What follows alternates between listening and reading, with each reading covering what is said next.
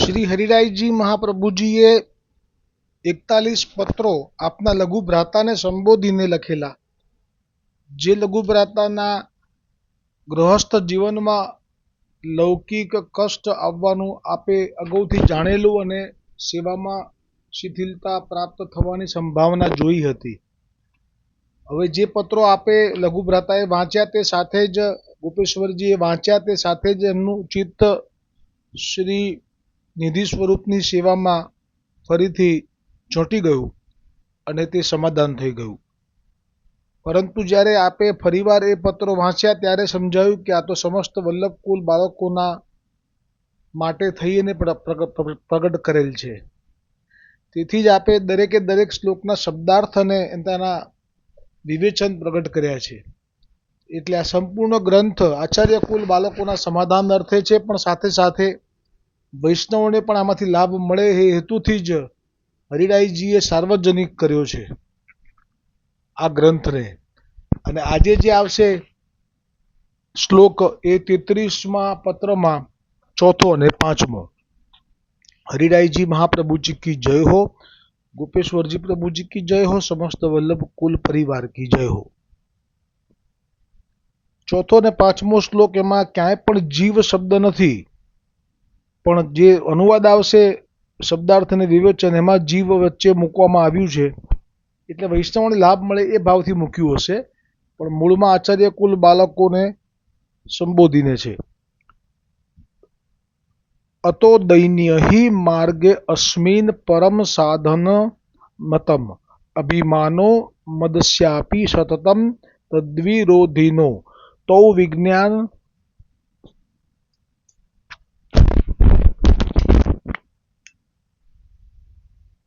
ક્ષમા તૌ વિજ્ઞાય પ્રયત્નેન પરિત્યાજ્યો ફલાર્થિમી દૌશ્ચયમ સમસ્તે દ્રિયાણામ સાધનૈરેવ નાશયેત.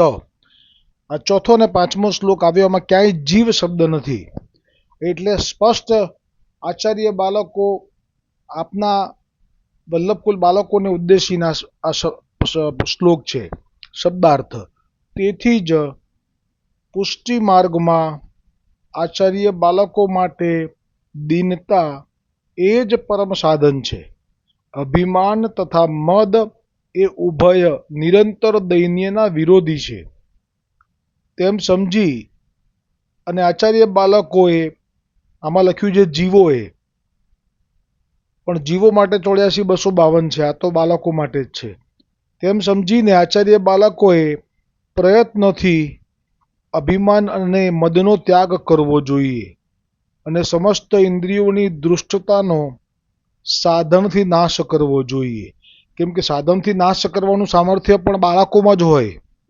અને વિવેચનમાં કહે છે, અને આમાં જીવ લખ્યું નથી હો, સ્પષ્ટ શ્લોક આપ વાંચજો, હું શ્લોક પણ સાથે એટલે જ રાખું છું. વિવેચનમાં કહ્યું પુષ્ટિ માર્ગમાં પરમ સાધન એક દૈન્ય છે, દીનતા. ગઈકાલે મેં રીલ મૂકી છે એની 1 મિનિટ 15 સેકન્ડની. એમાં સુબોધિનીજીમાં જે વલ્લભે આજ્ઞા કરી છે કે ગોવર્ધનનાથજીને માત્ર દીનતાથી જ વશ કરી શકાય છે, તે સિવાય કોઈ સાધન નથી. તે જ વાત અહીંયા હરિરાયજી શ્રી ગોકુલનાથજીની કૃપાથી લખે છે અને ગોપેશ્વરજી વિવેચન કરે છે. પુષ્ટિ માર્ગમાં પરમ સાધન એક દીનતા છે. દીન ભાવના, દૈન્ય ભાવના કરણાર્થ સર્વ સમર્પણ કરાય છે. તેથી જેને દીનતા સિદ્ધ થઈ છે તેને આ પુષ્ટિ માર્ગનું ફળ સિદ્ધ થાય છે. હવે આગળ શ્રી ગુસાઈજી વિજ્ઞપ્તિમાં જે કહે છે તે શ્લોક મૂક્યો છે. એટલે જ્યારે જ્યારે પણ શ્રી ગુસાઈજીની વિજ્ઞપ્તિ આવે તો એ શ્રી ગુસાઈજીએ તે વિજ્ઞપ્તિ આપના ભવિષ્યમાં પ્રગટ થનારા બાળકોના સમાધાન અર્થે જ પ્રગટ કરેલી છે. તો એ વિજ્ઞપ્તિ આવે એ પહેલાં આ જે સમર્પણ છે કે દીનતા ભાવના કરવા માટે જ સર્વ સમર્પણ કરાય છે, સર્વ સમર્પણ કરાય છે. તેથી જે દીનતા સિદ્ધ થઈ તેને પુષ્ટિ માર્ગનું ફળ સિદ્ધ થાય છે. તો સમર્પણ વિશે ટૂંક લઈ લઈએ ધોળની, પછી આ શ્રી ગુસાઈજીએ પ્રગટ કરેલી વિજ્ઞપ્તિ બાળકો માટેની એ આપણે લઈશું, અર્થ પણ છે એનો. સમર્પણ વિશે કહી રહ્યા છે જે હરિરાયજી, એ જ આમાં ભાવ છે સમર્પણમાં વસે સદા જીવનનો આનંદ. સમર્પણમાં વસે સદા જીવનનો આનંદ. મારાપણું મૂકી દેતા થાતી મમતા મંદ મળે જીવનનો આનંદ.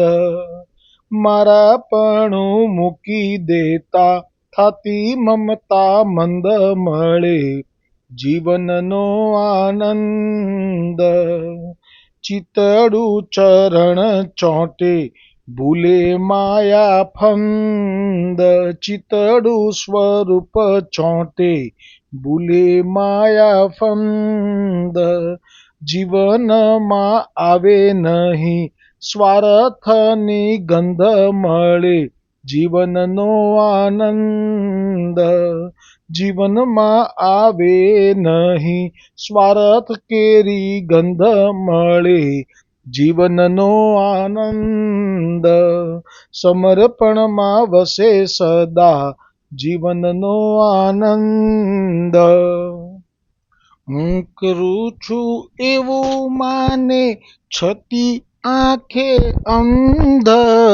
હું કરું છું એવું માને છતી આંખે અંધ.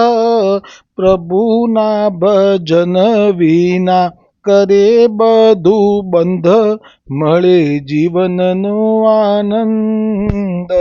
પ્રભુના ભજન વિના કરે બધું બંધ મળે જીવનનો આનંદ. સમર્પણમાં વસે સદા જીવનનો આનંદ.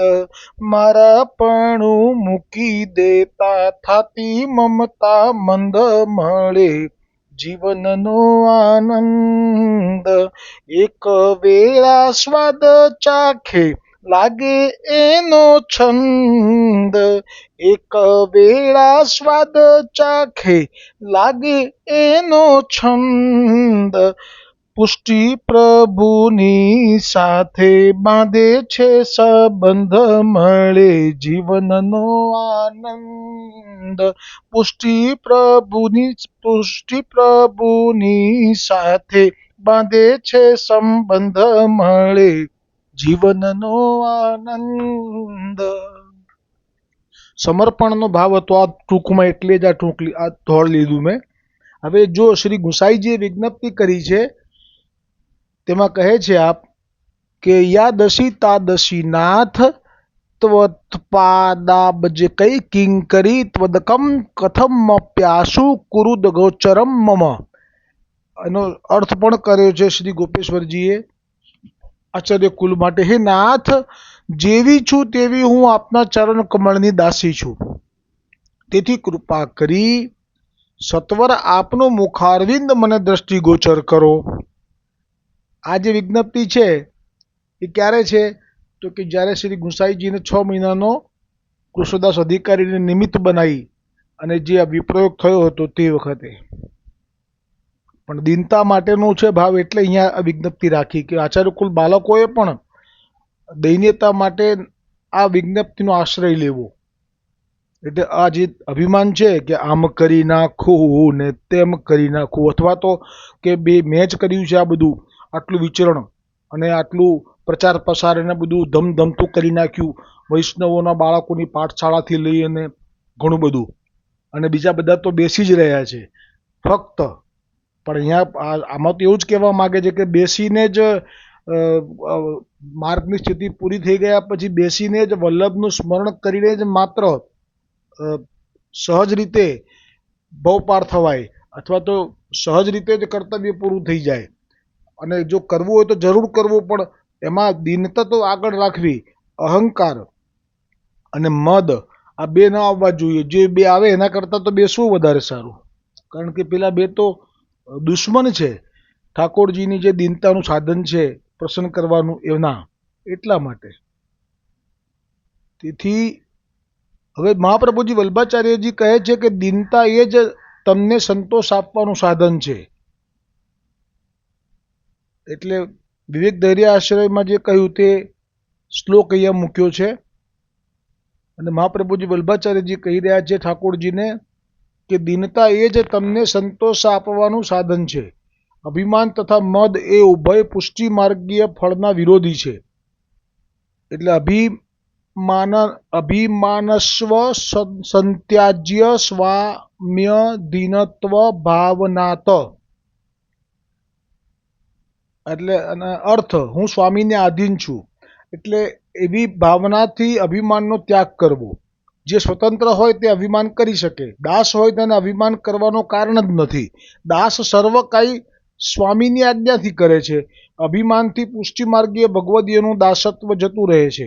તેથી અભિમાન તથા મદ દાસત્વના નાશક હોઈ મહાબાધક છે. લૌકિક અને સર્વ અલૌકિક સાધનોનો નાશ થાય છે. ઇન્દ્રિયોને સંસારના આવેશથી દૃષ્ટ થતી અટકાવવા અલૌકિકમાં તેઓનો વિનિયોગ કરવો.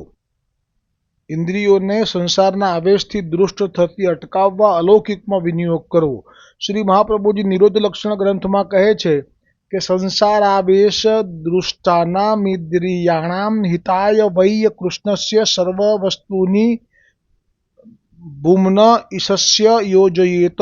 અર્થ, સંસારના આવેશથી દૃષ્ટ એવી જે ઇન્દ્રિયો તેઓના હિતાર્થે શ્રી કૃષ્ણની જે સર્વ વસ્તુઓ છે તેઓને શ્રી કૃષ્ણમાં વિનિયોજવી, અર્થાત ઇન્દ્રિયોને તેમજ તેઓને તેઓના સ્વામી શ્રી કૃષ્ણની સેવામાં વિનિયોજવી. સર્વ ઇન્દ્રિયોની લૌકિકમાંથી આસક્તિ દૂર કરી ભગવાનમાં આસક્તિ કરાવવી, ત્યારે જ તેઓની દૃષ્ટતા નિવૃત્ત થાય છે.